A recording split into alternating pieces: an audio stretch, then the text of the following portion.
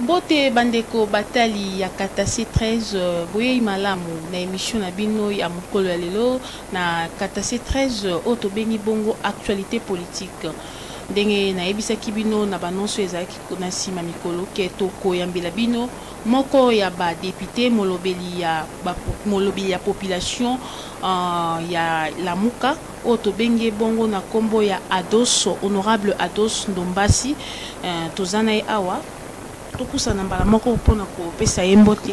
Bonjour. Mbote mwana. Bonne santé. Nzamba zo vous allez. Honorable, oye kokuta na bino lelo pona tobeta lisolo o etali actualité politique ya mboka na biso Congo. Côté na bino Lamuka, ndenge bozomona ndenge politique na biso ezokende, actualité politique na biso ndenge ezotambola. Bozo sala analyse nini bosali côté na bino ya Lamuka na avenue o nini bomba meli biso na sima mikolezo ya donc analyse nini o bosali côté na bino ya Lamuka. Merci pour la mutuna malamu na bui ko ba ko mama na ngambo la Lamuka tuzali lokola mo ba prophète tuzomona que makambo ya Congo ezotambola malamu ti. C'est pour ça que nous sommes en train aussi à avertir bato bazokamba Congo lelo mais ma vision est nous avons constaté qu'ils allaient nous la mafia mokobo makamyo sezali na ndenge ya fou puisque vous allez ba député à opposition moi qui m'a engagé salamaki na niveau ya Assemblée nationale tant que premier ministre Inukamba a représenté bien sûr projet à gouvernement. Na kata projet wana tomonaki bien sûr que budget ezala quitté, chronogramme ezala quitté, toyebisaki ye boye bapesa biso 48 heures po tozonga awa na parlement na basuggestion po to améliorer bien sûr programme à gouvernement. Mais bato ya député national bien sûr oyo ya FCC baboyaki yango omonaki biso bato opposition totelemaki tobimaki na kata sale. Bref, makambo ezoleka na kata Congo ezali mwa mbindo. Ce hôtel est maramo il y a 15 millions de dollars à la minute. Scandale au YouTube Salama à niveau de la présidence de la République. 15 millions de dollars et mon anité. Tolani Maye au Yobami aussi na président Félix Tshisekedi. Ils ont compris sa vie sur place, il n'a pas terminé. Donc bref, aujourd'hui, pour résumer la situation,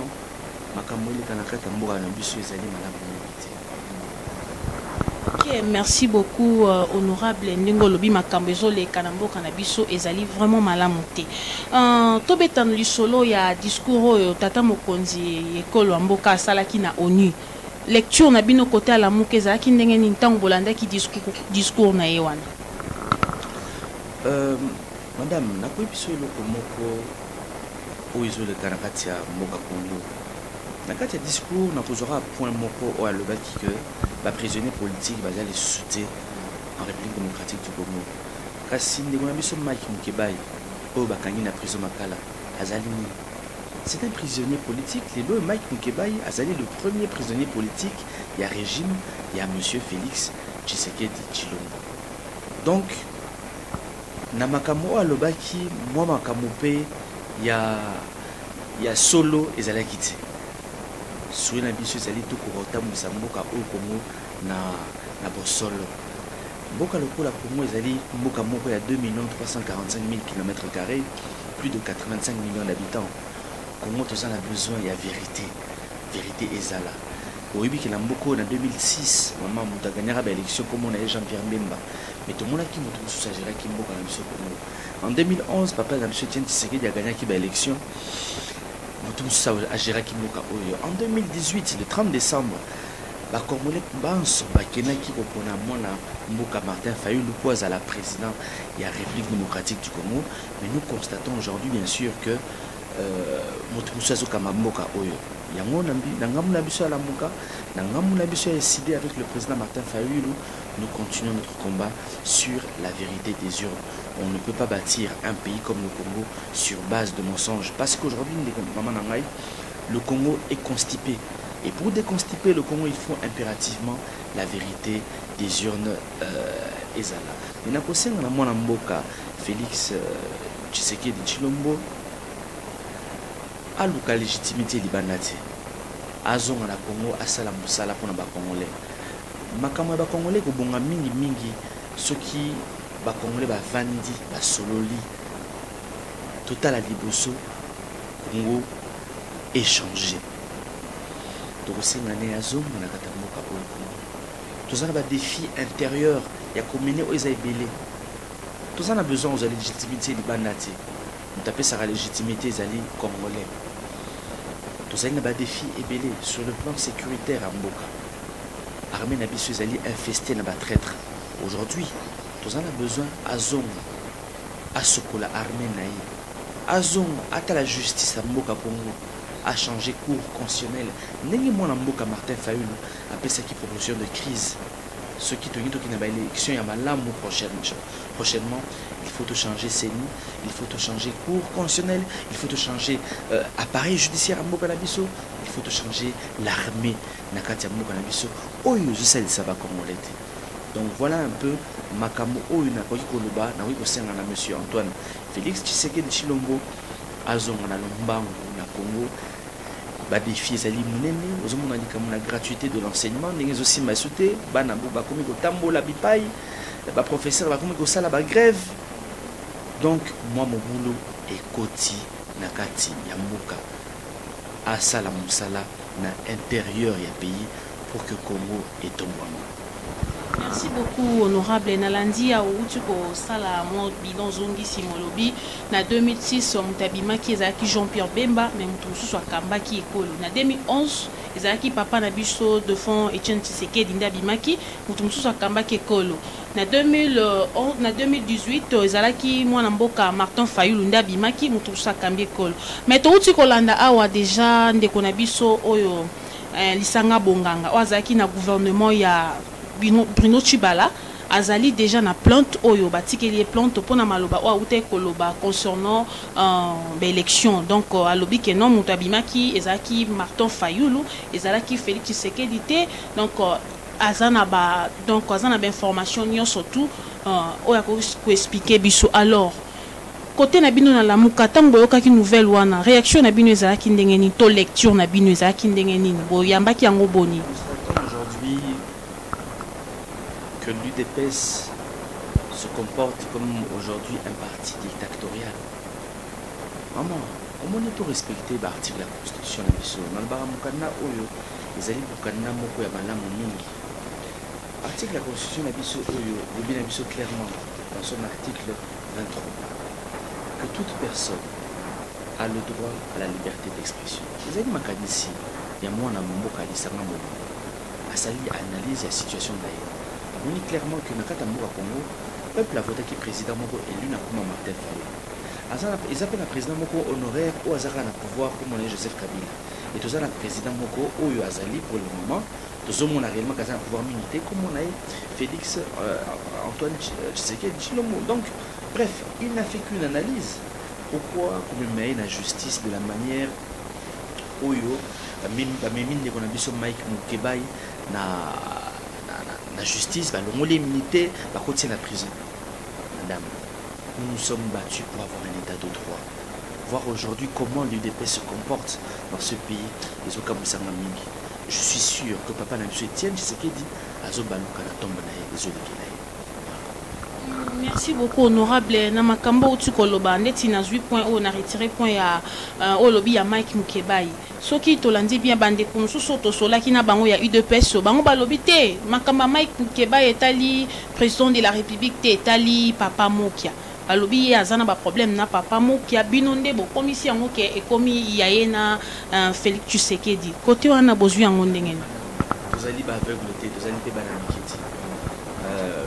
Madame nous avons la facile de l'immunité à député provincial parce que Bobalobi a fini Moutou. Non, ça n'a pas de sens. Obi, combien de fois Nekomokia à Salama Kamuyamabe, Otomona na ba chaîne de télévision, Makamuyamabe, Yamabe Makasi.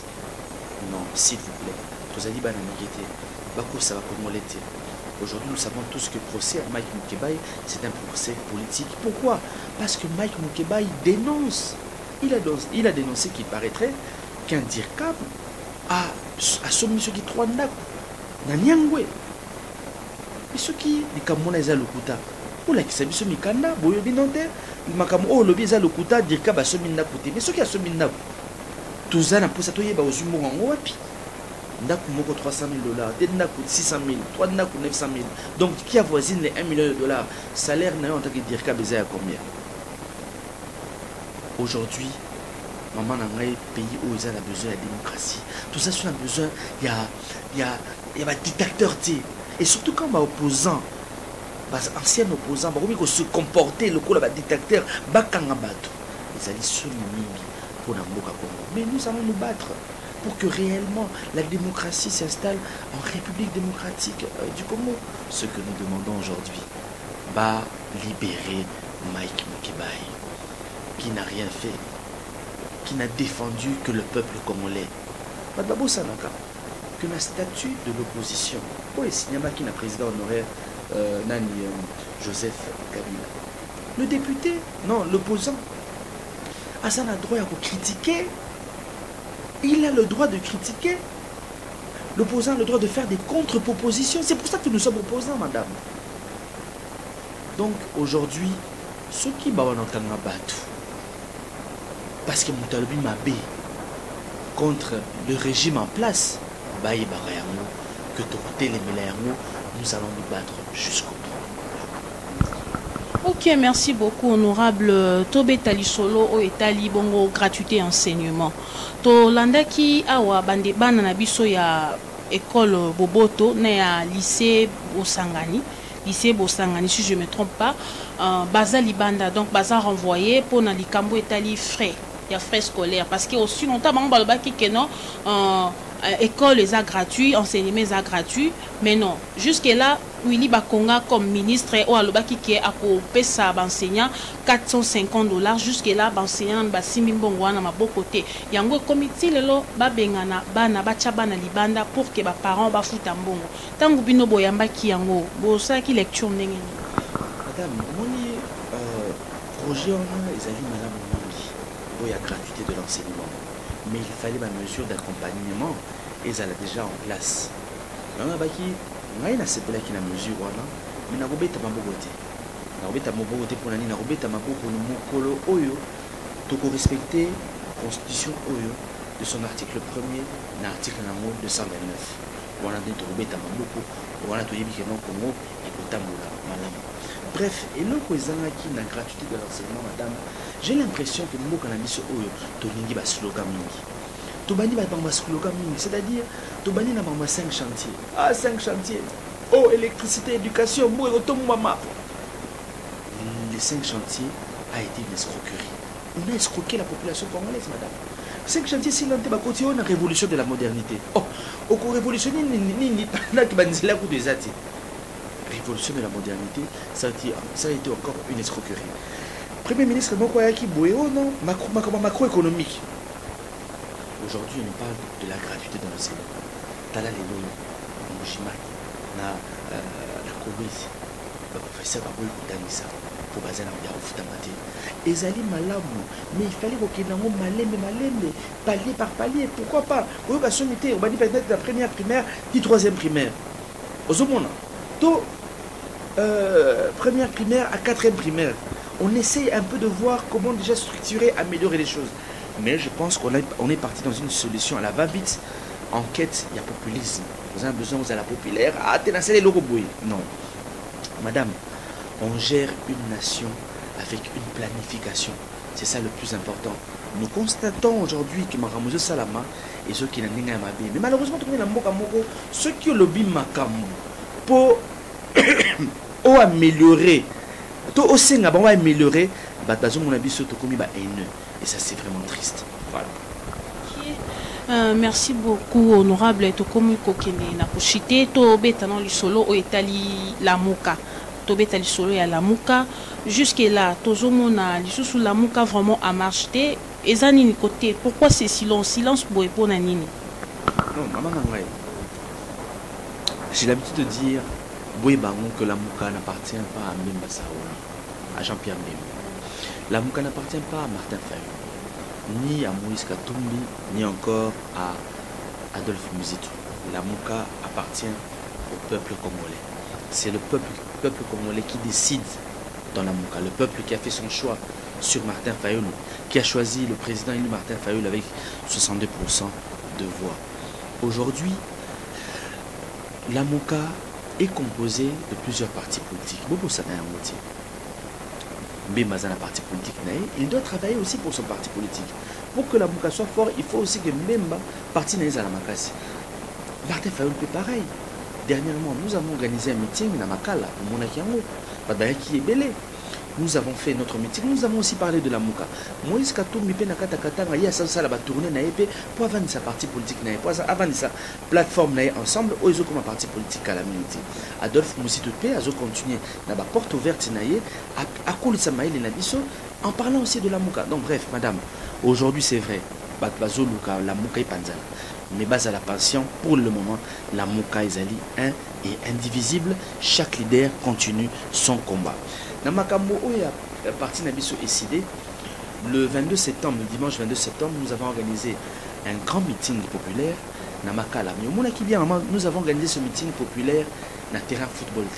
Nous avons organisé le meeting populaire dans la direction Elengesa. Pourquoi? Parce que tout le monde qui a la caméra. Il y a monde, ma caméra, il y a Congo. Botala, comment on a chosifié le Congolais. Habitant Makala, comme déshumanisé. Vivre Liboso, il y a des charges publiques. Basako sala wonzina bango likula des charges publiques et des charges publiques comme on a les loyo les alliés direction Elengesa.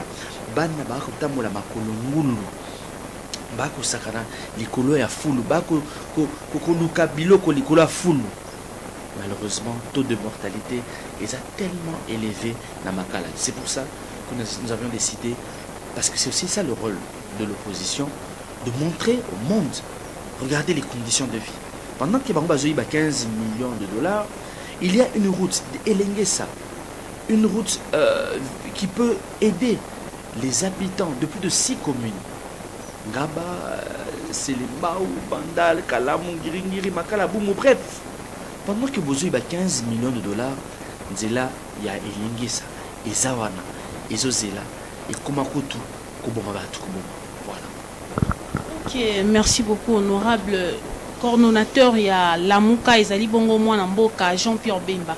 Jean-Pierre Bemba, Tissikoyo, depuis à Koma coordonnateur, il y a la Mouka. Jusque-là, on s'est prononcé. Pourquoi? Et puis, population, Zomitungisa, Malobi. Mais Ndengeni, Mwanamboka, Jean-Pierre Bemba, Banda, Bapesaye, titre Wane, qui coordonnateur à la Mouka, Tissikoyo, a s'est prononcé. Kolobanini. Madame, j'aimerais vous dire une chose. Je l'ai dit tout à l'heure, Jean-Pierre Mbemba a eu des problèmes. Vous savez très bien qu'il a eu des problèmes à partir de ma prison calamité dans les Pays-Bas. Il y a des problèmes qui doivent suivre au niveau de la justice. Il a porté plainte, bien sûr, au niveau à la haie. Il peut attendre pendant 10 ans à cela qui est le côté. Donc, à cela, il y a un problème de famille. Donc, aujourd'hui, il faut comprendre la situation. Jean-Pierre Mbemba a mis à Zozonga calamité, à Rosana Kisangani. Bakokuta na pe da ba leader na biso ya la Mouka na niveau ya Kisangani. Ça c'est le plus important. Donc bato baza ko spéculer likolo ya kombo ya sénateur Jean-Pierre Mbemba batika ko spéculer la Mouka est un et indivisible. Merci beaucoup. Merci beaucoup Mwanamboka Ados Ndombasi. To komi na suka ya mission na biso mais to lingi to beta non lisolo mukie kaka o etali budget ya mboka oyo MONUSCO bimisaki. Bino boyoka ki yango ezaki ndenge ni côté na bino. J'ai pas compris madame. Likambu ya budget ya mboka oyo mwana mboka oyo nani MONUSCO abimisaki donc budget apesaki ouais MONUSCO apesaki budget moko alobaki concernant oyo ya biso ya mboka. C'est pas la MONUSCO, vous parlez du gouvernement. Oui, du gouvernement. Vous parlez du gouvernement. Donc j'aimerais dire ceci. Aujourd'hui le gouvernement, il y a le Premier ministre Ilunga Ilukamba a proposé ce budget, il y a 7 milliards de dollars. Maman, les amis comme ça. Mamboka loko la Congo, vous en avez budget 7 milliards de dollars pour l'année. Namongo est belé au Tozanamo. Et ça dit moi, son mingi pour la République démocratique du Congo. C'est une je peux le dire, triste pour nous. Calamité, tu es qui comment on appelle le Zolombambi. C'est qui conseiller en matière, il y a corruption, je pense. Il y a le président honoraire Joseph Kabila. Aloba Kinini, clairement. Chaque année, plus de 15 milliards de dollars et qui maka nakati ya kesa de l'État. Et qui maka kesa de l'État ya Moka Congo. 15 milliards de dollars. Banquette nous c'est le clairement que c'est plus de 30 milliards de dollars oyo et limwaka na kesa ya l'État. Quels sont les mécanismes que le gouvernement Ilunga eche pour te récupérer mbongwana oyo et bunga na kesa ya l'État? Ce qu'on joue déjà 15 milliards de dollars wana oyo ndeko le bam ya le baki. So baki c'est plus 7 milliards et que ça a quand même budget à 22 milliards de dollars. Tout ça on a besoin aujourd'hui. Le Premier ministre a une vision monene. Biso a député opposition toko telemela yango makasi. Malheureusement na ngambu na biso mama na ngai. Tous na ba député oyo ya majorité présidentielle. Oya FCC. Bazali ebele koleka biso. Nazo benga bango ba robot national. Oyo bazali téléguidé à partir ya Kingakati malheureusement. Tolingi aujourd'hui. Toyebisa Premier ministre. Oui, la biso budget moko oyo ekoki réellement pour aider ba Congolais à se souffrir mingi na insécurité, na sécurité alimentaire, na mwa makambo ebele. Tous aujourd'hui na pour ça tous la budget moko ya malonga pour que Congo etomba. Pour na reçu ça na pesa numéro na ngai ya téléphone ezali 099 99 11 972 099 99 11 972 na pesa na numéro na ngai na bato ba kotala bino na Mujimai na Katanga na Mbandaka oyo bazali na ba problème na bango ba komela biso na WhatsApp comme ça biso tokoki ko défendre bango na niveau ya parlement ndenge lelo batinelinga message na ba photo ke ba tiko buma bato na Makala na commune ya Makala soki na émission na bino na zuma makolo na nga inde ti Makala naïba makambo oyo esalami tokosala rapport tokoti nango ti na Assemblée nationale. Voilà. Ok, merci beaucoup mwana mboka Dos Ndombasi to komi bongo na suka émission na biso. Merci pour na temps au pesi biso pour na to partager na yo émission ya lelo. To komi na suka émission et actualité politique na biso mukolo lelo. Merci na bino nyonso bolanda ki biso. Merci na Jibe Lubangi depuis Lozayo. Merci na Julia Kanengo. Merci na Clément Chibangu, Clément Gisèle Chibangu depuis États-Unis d'Amérique. Merci à toute ma famille. Merci na bino nyonso bo continuer kaka olanda biso na nzela ya Katase 13 télévision parce que biso awa trop mingi actualité ndezalaka vérité pas comme les autres. Donc Katase 13 l'unique à son genre quand ndenge to mesana koloba nous sommes pas comme les autres. Merci na bino nyonso tout tokutani bongo mikolo mizali koya.